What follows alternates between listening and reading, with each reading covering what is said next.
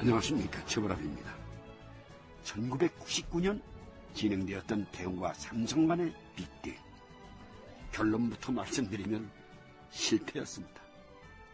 당시 김대중 대통령은 물론이고 우리나라 경제계 최대 관심사였던 삼성과 대우 간의 빅딜. 왜 실패했을까요? 협상 전문가들은 그런 말을 합니다. 협상에 성공하려면 몇 가지 기술이 필요하다고요. 그 기술이라는 게 이런 겁니다. 우선 사람의 마음을 읽을 줄 알아야 하며 대담해야 하고 무엇보다 정직하고 솔직해야 한다고 말입니다. 대우와 삼성의 빅딜이 실패한 원인을 찬찬히 살펴보면 그들은 정직하지 못했습니다. 또 솔직하지도 못했습니다. 그리고 또 있습니다. 협상이 반드시 성공하려면 윈윈이 되어야 한다는 겁니다. 그러니까 협상 당사자 모두가 손해보지 않는, 모두가 이기는 그런 협상이 되어야 한다는 건데, 불행히도 삼성과 대우의 협상은 그렇지 못했습니다. 그러니 결론은 처음부터 정해져 있었던 겁니다. 1998년 11월부터 시작된 대우와 삼성 간의 빅딜 협상. 난항에 난항을 거듭했고 뭔가 획기적인 돌파구가 필요했다. 그래서 결국 대우 김우중 회장과 삼성 이건희 회장이 마주 앉았다.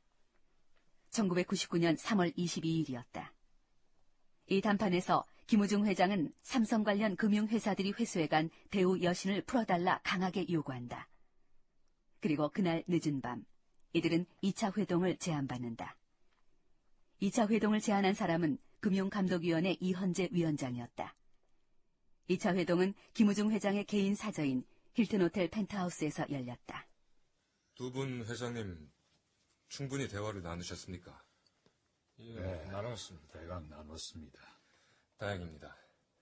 아시다시피 며칠 후에는 김대중 대통령님께서 주재하시는 정책의 간담회가 예정돼 있습니다. 대통령님께서는 그 무엇보다도 대우와 삼성 간의 빅딜 문제를 챙기실 겁니다. 그러니 그 안에 우리는 협상 합의문을 만들어야 합니다. 그건 여기 이건희 회장이나 나나 충분히 공감을 합니다만, 그러나 아직 합의점을 찾지 못한 부분도 있습니다. 그런데 덜컥 협상 합의문부터 만들면 아직 협상이 덜 된 부분에 대해서는 지금부터 논의를 해보면 되지 않겠습니까? 그렇긴 합니다만. 그러면은 승지원에서 했던 협상을 이어나가 봅시다. 김 회장님, SM5를 우리 삼성이 어디까지 책임을 지고 또 판매를 해달라는 건지. 다시 격렬한 협상이 이어졌다. 두 사람 간에 얼추 결론이 내려진 시각은 밤 11시 30분경. 대우와 삼성의 두 구조조정 본부장이 참석한 가운데 마침내 빅딜 협상 합의서가 만들어진다.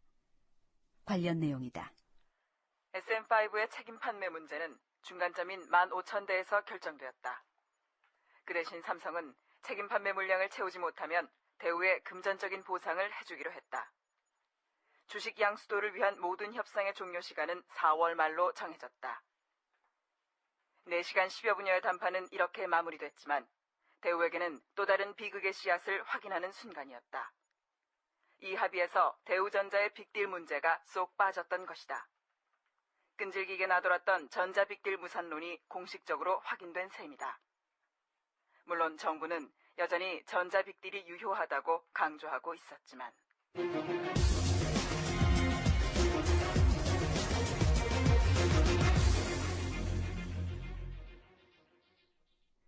대우와 삼성 간의 빅딜을 위한 합의서가 만들어졌다.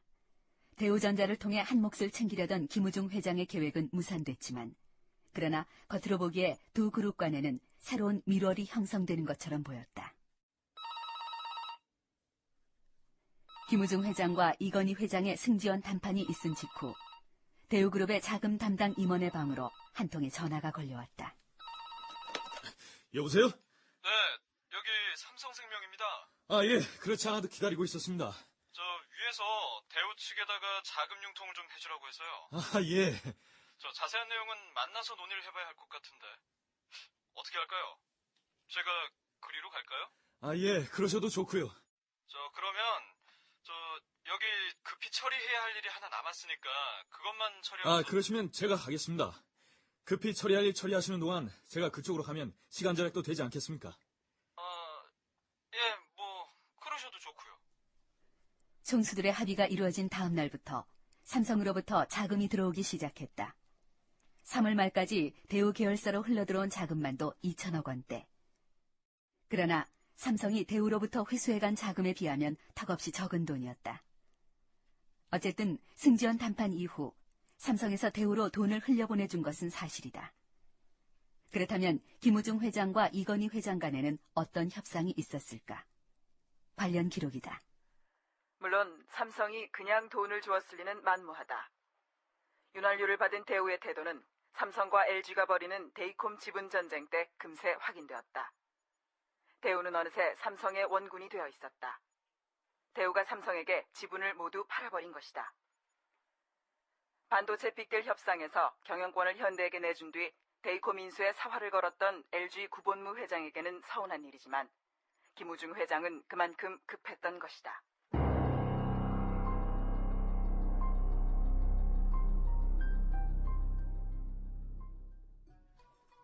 (1999년 4월) 대우그룹의 고위 간부 몇 사람이 시내 한 식당에 모였다.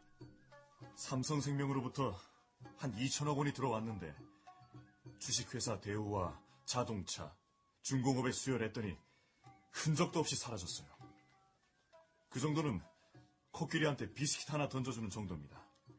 그러니 하루라도 빨리 삼성자동차를 인수할 경우 정산 문제를 제대로 마무리 짓고 돈이 들어와야 하는데 100번이고 1000번이고 생각해봐도 우리 대우가 살 길은 그것밖에 없는데. 근데 장 사장님, 삼성 쪽이 만만치가 않습니다.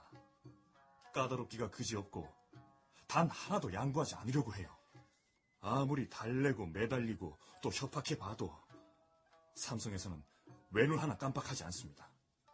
죽어도 웃돈 얹어서는 자동차 못 내놓겠다는 겁니다. 그 사람들 자기들 순자산이 마이너스 1조 원인데 미래 가치까지 합산해서 더욱 심할 텐데 웃돈을 못 내놓으면 대체 어떡하자는 거야? 최소한 부산 공장과 땅값만은 그 값어치를 인정해서 받아야겠답니다. 그리고 그것도 그거지만 문제는 삼성자동차의 부채입니다. 파악해본 바로 4조 원대예요. 4조 원. 방법은 현실적으로 두 가지밖에 없습니다. 삼성 계열사들이 십시일반으로 도와주든지 이건희 회장이 직접 나서든지. 그래, 정부에선 뭘 합니까?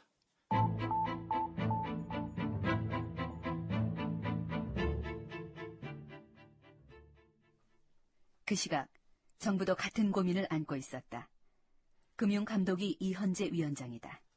삼성 계열사들이 십시일반으로 도와준다는 것만 해도 그렇습니다. 그 말은 결국 삼성의 우량 계열사가 부실 계열사의 빚을 떠안아야 한다는 건데 그건 이미 시대가 용납하질 않아요. 우량 계열사 주주들이 가만히 있겠습니까? 단번에 소송 들어오고 난리가 날 겁니다.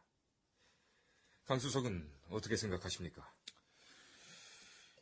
마음 같아서는 이건희 회장한테 당신이 벌여놓은 일이니 당신이 총대를 메고 해결한 다음 넘기쇼 하고 싶은데 나는 오너의 사죄 출연도 방법의 하나라고 봅니다. 해결 방법으로 나쁘지 않아요. 어쨌든 모든 가능성을 열어놓고 할 수 있는 만큼 해봐야겠는데. 해서 말인데요. 예. 우선 삼성의 금융계열사들이 회사채 등을 매입하는 형태로 삼성자동차에 빌려준 1조 2천억 원을 자체 처리하게 하는 겁니다. 그 다음 그 부채를 대우에 넘기되 삼성 계열사들이 대우자동차가 발행한 전환사채를 인수하거나 출자 전환을 하게 하면. 복잡하게 말할 것 없이 어쨌든 그렇게 하면 결론적으로 한 2조 원 정도는 대우에 지원이 될 수가 있다 이 말이군요. 그렇습니다. 그렇게 되면 일단 대우가 급한 불은 끌 수 있을 텐데 문제는 삼성입니다. 그 사람들이 받아들이겠습니까? 삼성과 대우의 빅딜. 윈윈의 방법은 쉽게 찾아지지 않았다. 관련 기록이다. 삼성은 무엇보다 삼성자동차가 빅딜 후 제대로 살려면 부채를 부분 탕감한 뒤 신규 자금을 지원해야 한다는 입장을 보였다. 그러나 빅딜 논의 시작 때부터 신규 자금은 대우자동차에 투입되도록 돼 있었다. 김우중 회장은 삼성자동차 인수로 막대한 지참금을 원하고 있었다. 대우 살리기를 배제한 빅딜은 아무 의미가 없었기 때문이다.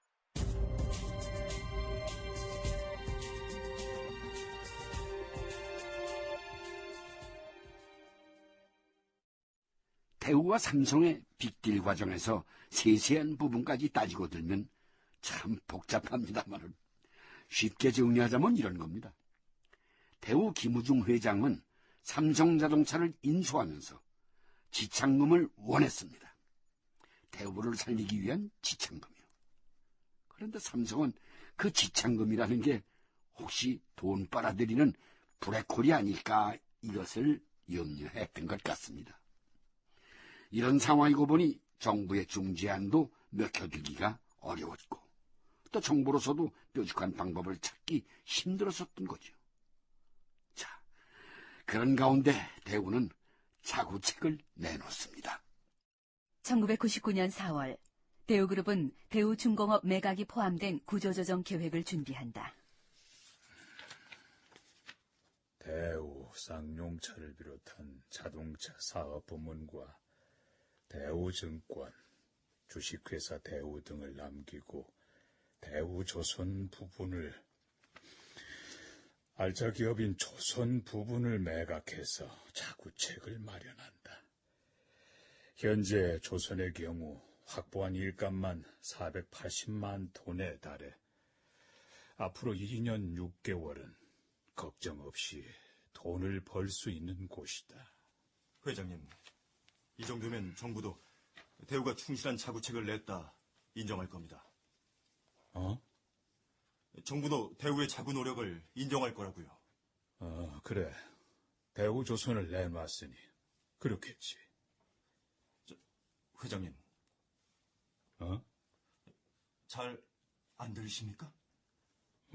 오른쪽 귀가 고장이 났나 봐. 가끔 그래. 병원에라도 좀... 나중에. 그건 그렇고 왜 당신이 왔어? 이 보고가 당신 소관 업무가 아니잖아. 그게 뭐? 죄송합니다. 요즘 들어 회장님께 직접 보고 올리는 걸 꺼려하는 분위기라. 왜? 내가 내 멋대로 기업 운영을 하니까 옆에서 뭐라고 해봐야 소용없다. 그런 얘기야? 꼭 그런 건 아닙니다만. 나가봐요. 회장님. 알았다니까!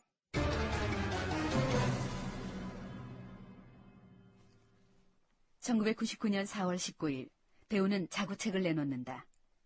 대우중공업 조선 부문을 매각하고 김우중 회장 보유 주식 3천억 원어치를 팔아 자동차에 투입한다는 내용이 포함된 것이었다. 대우그룹이 구조조정 계획을 낸 일주일 뒤인 4월 27일 강봉균 경제수석이 기자들을 만났다. 지금까지 5대 재벌들의 구조조정 이행 계획을 분기별로 점검해 왔는데 2, 4분기부터는 월별로 점검할 계획입니다. 아마 재벌들이 더욱 부담을 갖게 되겠죠. 정부가 구조조정의 고삐를 더욱 죄겠다는 말씀 같습니다만 얼마 전 대우가 구조조정 계획을 내놨습니다. 그랬습니다. 어떻게 평가하십니까? 대우 조선 부분을 매각한다는 자구책이 눈에 띄던데 솔직히 나는 그게 팔릴지 의문입니다. 가격이 너무 높아요. 그 가격에 누가 사겠습니까? 특히 대우는 말입니다. 지난해 그러니까 98년 한 해 동안 부채가 17조 원이나 더 늘었어요. 그럼 1, 4분기 점검 결과 구조조정이 미흡한 재벌은 어디입니까? 현대 그리고 대우입니다. 대우는 작년에 이어서 이번에도 추가 계획을 발표했지만 글쎄요. 그게 될는지. 재벌 구조조정 과정에서 혹시 정부가 지원할 부분이 있습니까?